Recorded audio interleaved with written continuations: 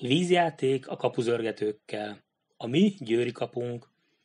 Első kérdés. Milyen néven is nevezték a Szent Anna templomot? A. Szürke templom, B. Sárga templom, C. Veres templom.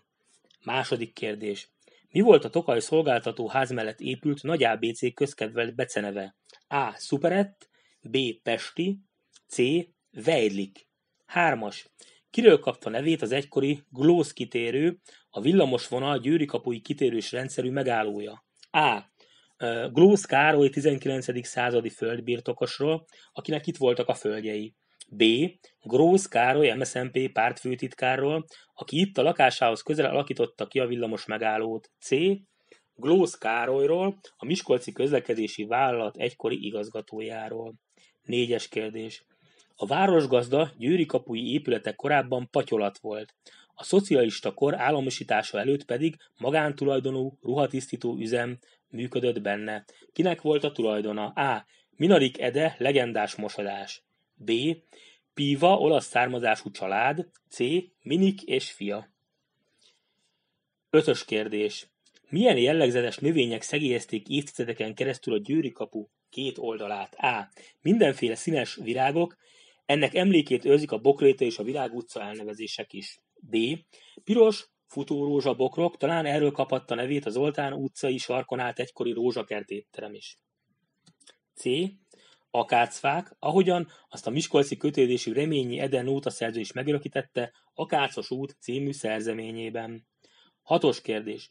Mi volt a Rácz Ádám utcai Tiszavirág vendéglő ismert specialitása? A. Birkapörkölt, B. Lesevelő, C. Békacomb. 7. kérdés. Kinek a domborművű arcképe volt látható az egykori úttörőház homlokzatán? A. Molnár Béla, B. Kovács Béla, C. Szabó Béla. 8. kérdés. Melyik színvahidat rongálta meg az árvíz az 1970-es években? A. A Gáfi utcai hidat, B. Az Aba utcait, C. A Tököli utcai hidat. 9. kérdés. Milyen óra van a József utca sarkán álló József lak győri kapui homlokzatán? A. Napóra, B. Homokóra, C. Toronyóra. 10. kérdés. Milyen állatok láthatóak a Miklós utcai általános iskola főhomlokzati domborművén? A. Vadludak, B. Német juhászkutyák, C. Sárkányok. 11. kérdés. Mikor történt Miskolc városának legnagyobb természeti katasztrófája, a rettenetes pusztítást okozó árvíz, amelynek emlékműve a győri kapuban található? A. 1888, B. 1978, C. 1878. 12. kérdés. Hol volt a kisvonat eredeti végállomása? A. A mai Rácz Ádám utcában, B. A mai Szent Anna téren, C. Bulgárföldön. 13. kérdés. Milyen piac volt az 1920-as években a Szent Anna tér környékén? A. Bolhapiac, B. Virágpiac, C. Halaspiac. És a plusz egy kérdés. Melyik volt a győri kapu egykori mozia? A. Táncsics, B. Szikra, C.